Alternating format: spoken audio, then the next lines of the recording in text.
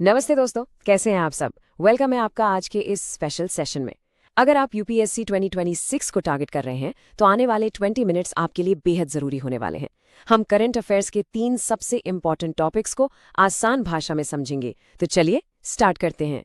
तो आज हम क्या क्या कवर करने वाले हैं, एक नज़र डालते हैं।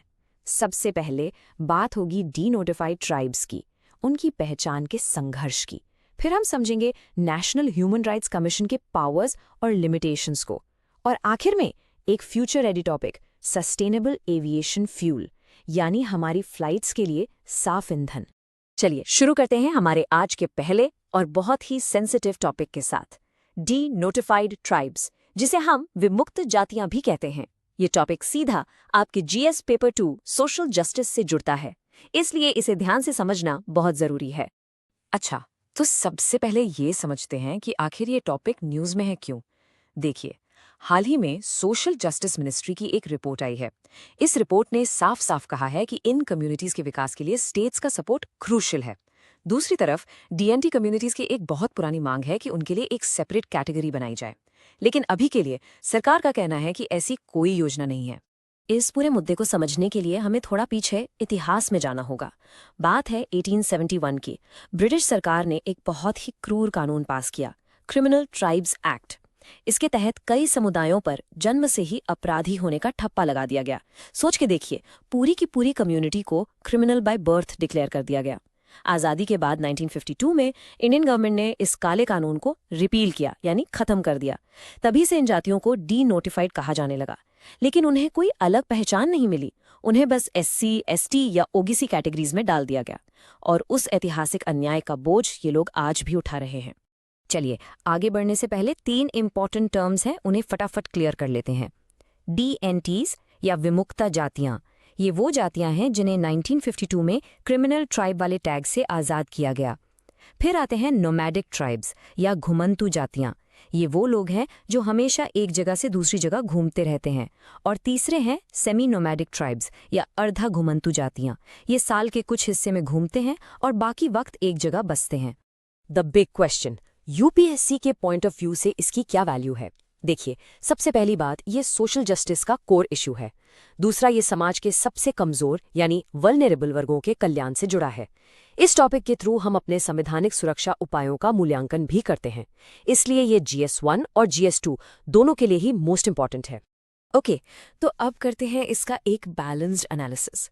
देखते हैं कि क्या अच्छा हुआ है, क्या चैलेंजेस हैं और आगे क्या किया जाना चाहिए। सकारात्मक कदमों की बात करें तो सरकार ने सीड स्कीम शुरू की है। इनकी अलग से गिनती के लिए सेंसस में एक प्रपोजल भी है। लेकिन चुनौतियां बहुत बड़ी हैं। सबसे बड़ी चुनौती है सोशल स्टिग्मा। इनके पास कोई एक्यूरेट डेटा नहीं है और इनकी समस्याओं को एड्रेस करने के लिए कोई परमानेंट कमीशन भी नहीं है। तो आगे का रास्ता क्या है? सिंपल, इब्राही कमीशन की सिफारिशों को लागू किया जाए और एक परमानेंट कमीशन बनाया जाए। ओके, पेन और पेपर तैयार। प्रीलिम्स के लिए ये 3 फैक्ट्स बिल्कुल गोल्ड हैं। डायरेक्ट क्वेश्चन बनेगा यहाँ से। नंबर 1, सीड स्कीम, साल 2022, उद्देश्य है इकोनॉमिक एम्पावरमेंट। नंबर 2, अयादते कमीशन, साल 2014, डीएनटीज के मुद्दों को स्टडी करने के लिए। और number 3, historical act, criminal tribes act 1871। ये तीनों आपको बिल्कुल याद होने चाहिए। तो अब तक जो पढ़ा उससे टेस्ट करने का टाइम है। आपकी स्क्रीन पर एक सवाल है, ध्यान से पढ़िए और जवाब दीजिए। सवाल है, सीड स्कीम जो हाल ही में चर्चा में थी, किसके कल्याण से संबंधित है? ऑप्शंस आपके सामने हैं, पीवीटीजीज, डीएनटीज, मार्जिनल फार्मर्स या अर्बन स्ट्रीट वेंडर्स। सोचा आपने? बिल्कुल सही। इसका करेक्ट आंसर है B, denotified, nomadic and semi nomadic communities. चलिए अब देखते हैं इस टॉपिक से मेंस में कैसा क्वेश्चन बन सकता है। क्वेश्चन है, डीनोटिफाइड ट्राइब्स आज भी सोशो इकोनॉमिक डेवलपमेंट में कई चुनौतियों का सामना कर रहे हैं। इन चुनौतियों को एनालाइज करें और उनके उत्थान के लिए उपाय सुझाएं। और हाँ, आंसर लिखते वक्त इन पॉइंट्स को जरूर इंक्लूड करना है। Historical injustice, current challenges, government efforts और वे फॉरवर्ड में परमानेंट कमीशन का जिक्र। ओके, सो टॉपिक नंबर 1 डन। अब हम शिफ्ट कर रहे हैं GS2 पॉलिटी के एक सुपर इंपॉर्टेंट इंस्टीट्यूशन की तरफ, राष्ट्रीय मानवाधिकार आयोग यानी NHRC। पॉलिटी में इसकी समझ होना बहुत जरूरी है। तो NHRC न्यूज़ में क्यों है? कॉन्टेक्स्ट बड़ा इंटरेस्टिंग है। प्राइवेट स्कूल्स द्वारा बच्चों को महंगी किताबें खरीदने पर मजबूर करने के मामले में NHRC ने एक्शन लिया है। उन्होंने सेंटर और स्टेट्स को नोटिस जारी किया है और कहा है कि ये बच्चों के राइट टू एजुकेशन का सीधा सीधा उल्लंघन। चलिए इसके बेसिक्स को एकदम क्लियर करते हैं। पॉइंट नंबर 1, और ये सबसे इंपॉर्टेंट है, एनएचआरसी एक स्टैट्यूटरी बॉडी है, यानी वैधानिक निकाय, कॉन्स्टिट्यूशनल नहीं है। इसका मतलब इसे पार्लियामेंट के एक एक्ट से बनाया गया है। कौन सा act? Protection of human rights act 1993। इसका काम है ह्यूमन राइट्स को प्रोटेक्ट और प्रमोट करना, और ये इंटरनेशनल पेरिस प्रिंसिपल्स पर बेस्ड है। पॉलिटी में टर्म्स का खेल बहुत बड़ा होता है, तो ये 3 टर्म्स क्लियर होने चाहिए। स्टैट्यूटरी बॉडी, ऐसी संस्था जो पार्लियामेंट के एक्ट से बने। एक्स ऑफिशियो मेंबर, वो सदस्य जो अपने किसी दूसरे पद पर होने की वजह से इसका मेंबर बन जाता है। और ह्यूमन राइट्स, इसका मतलब है जीवन, स्वतंत्रता, समानता और गरिमा से जुड़े हमारे अधिकार। एज ए फ्यूचर एडमिनिस्ट्रेटर आपको पता होना चाहिए कि राइट्स का वॉचडॉग कौन है। यूपीएससी के लिए एनएचआरसी एक की स्टैट्यूटरी बॉडी है। ये हमारे फंडामेंटल राइट्स का वॉचडॉग है, यानी पहरेदार। ये सरकार की अकाउंटेबिलिटी और ट्रांसपेरेंसी इंश्योर करता है। इसीलिए ये GS2 पॉलिटी एंड गवर्नेंस का कोर टॉपिक है। ओके, अब आते हैं इसके एनालिसिस पर। इसकी शक्तियां क्या हैं और कमजोरियां क्या? देखिए, इसके पास सुओ मोटो पावर है, यानी ये खुद से किसी मामले की जांच शुरू कर सकता है। लेकिन आपने अक्सर सुना होगा कि एनएचआरसी को टूथलेस टाइगर कहते हैं। आइए जानते हैं क्यों। इसकी रिकमेंडेशन सिर्फ एडवाइजरी हैं, बाइंडिंग नहीं। ये 1 साल से पुराने मामलों की जांच नहीं कर सकता, और इसके पास अपनी कोई इन्वेस्टिगेशन एजेंसी नहीं है। तो आगे का रास्ता क्या है?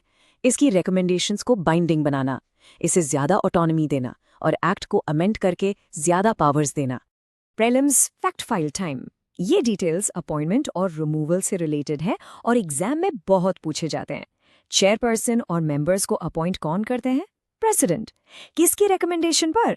एक 6 मेंबर कमेटी, जिसे हेड करते हैं पीएम। इनका टर्म कितना होता है? 3 साल या 70 साल की उम्र, जो भी पहले हो।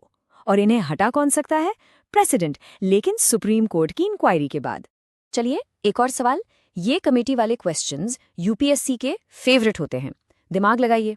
सवाल है कि एनएचआरसी की अपॉइंटमेंट वाली कमेटी का सदस्य इनमें से कौन नहीं होता? ऑप्शंस हैं PM, Lok Sabha speaker, chief justice of India या leader of opposition in Lok Sabha. सही जवाब है C, chief justice of India. वो इस कमेटी का हिस्सा नहीं होते। ये मेंस का एक क्लासिक एवरग्रीन क्वेश्चन है। राष्ट्रीय मानवाधिकार आयोग यानी एनएचआरसी को अक्सर बिना दांत वाला बाघ कहा जाता है। चर्चा करें क्यों और भारत में मानवाधिकारों की रक्षा में इसकी प्रभावशीलता बढ़ाने के लिए क्या कदम उठाए जा सकते हैं, इसे जरूर प्रिपेयर करना। तो दोस्तों, सोशल जस्टिस और पॉलिटी के बाद अब बारी है GS3 की। एक ऐसा टॉपिक जो साइंस एंड टेक, एनवायरनमेंट और इकोनॉमी तीनों को कनेक्ट करता है। टॉपिक है सस्टेनेबल एविएशन फ्यूल या SAF। तो मुद्दा क्या है? क्यों अचानक से SAF इतना इंपॉर्टेंट हो गया है? अभी जेट फ्यूल में एथेनॉल ब्लेंडिंग पर एक डिबेट चल रही है। इसी बीच SAF को एक बेहतर और क्लीन विकल्प माना जा रहा है, जो ट्रेडिशनल ATF की जगह ले सकता है। गोल सिंपल है, एविएशन सेक्टर से होने वाले कार्बन एमिशंस को कम करना। ह्यूमन SAF की जरूरत ही क्यों है? नंबर्स देखिए, आपको पूरी पिक्चर क्लियर हो जाएगी। एविएशन इंडस्ट्री अकेले दुनिया के 2 से 3% CO2 एमिशंस के लिए जिम्मेदार है, और ये सेक्टर 100% फॉसिल फ्यूल्स पर डिपेंड करता है। समस्या ये है कि एयर ट्रैवल की डिमांड लगातार बढ़ रही है, तो इसका सोल्यूशन क्या है? सोल्यूशन है SAF, जो रिन्यूएबल सोर्सेज से बनता है। अक्सर स्टूडेंट्स इन 3 चीजों में कंफ्यूज हो जाते हैं, SAF, एथेनॉल ब्लेंडिंग और ATF। चलिए इस कंफ्यूजन को हमेशा के लिए दूर करते हैं। SAF ये रिन्यूएबल सोर्सेज जैसे खेती के कचरे से बनने वाला जेट फ्यूल है। एथेनॉल ब्लेंडिंग ये अलग चीज है, जैसे पेट्रोल में एथेनॉल मिक्स होता है। और ATF ये हमारा traditional kerosene based jet fuel है। ये टॉपिक यूपीएससी के लिए हॉट केक क्यों है? क्योंकि ये सीधे सीधे इंडिया के नेशनल गोल से जुड़ा है। ये हमें नेट जीरो टारगेट्स अचीव करने में मदद करेगा, ये रिन्यूएबल एनर्जी को बढ़ावा देगा, और ये सर्कुलर इकोनॉमी का एक परफेक्ट एग्जाम्पल है। इसलिए GS3 के लिए ये बहुत इंपॉर्टेंट है। तो इसके फायदे क्या हैं? इसको अपनाने में मुश्किलें क्या हैं? और आगे का रास्ता क्या होना चाहिए? Let's break it down. फायदे: एमिशंस में 70 से 80% तक की कमी, किसानों की इनकम बढ़ेगी, एनर्जी सिक्योरिटी बेहतर होगी। चैलेंजेस: इसकी प्रोडक्शन कॉस्ट बहुत हाई है, टेक्नोलॉजी कॉम्प्लेक्स है और अभी कैपेसिटी बहुत कम है। वे फॉरवर्ड: R&D में इन्वेस्ट करना, PLI जैसी स्कीम्स लाना और पॉलिसीज को ठीक से इम्प्लीमेंट करना। प्रीलिम्स बूस्टर, ये डेटा बेस्ड पॉइंट्स है। डायरेक्ट सवाल यहाँ से आ सकता है। इंडिया का टारगेट क्या है? 2027 तक 1% और 2030 तक 5% SAF ब्लेंडिंग। रॉ मटेरियल क्या यूज होता है? बायोमास, गन्ना, वेस्ट कुकिंग ऑयल। और इंडिया का पहला SES प्लांट कहाँ है? पानीपत, हरियाणा में। चलिए एक लास्ट MCQ ध्यान से पढ़ना, इसमें एक छोटा सा ट्रैप है। पहला स्टेटमेंट है कि इंडिया 2030 तक 5% SAF ब्लेंड का एम रखता है। दूसरा स्टेटमेंट है कि पहला प्लांट गुजरात में है। सही जवाब क्या है? सही जवाब है A, वन ओनली। क्योंकि पहला स्टेटमेंट बिल्कुल सही है लेकिन दूसरा गलत है। प्लांट गुजरात में नहीं, हरियाणा में है। और आखिर में एक मेंस का क्वेश्चन जो इस टॉपिक को पूरी तरह कवर करता है।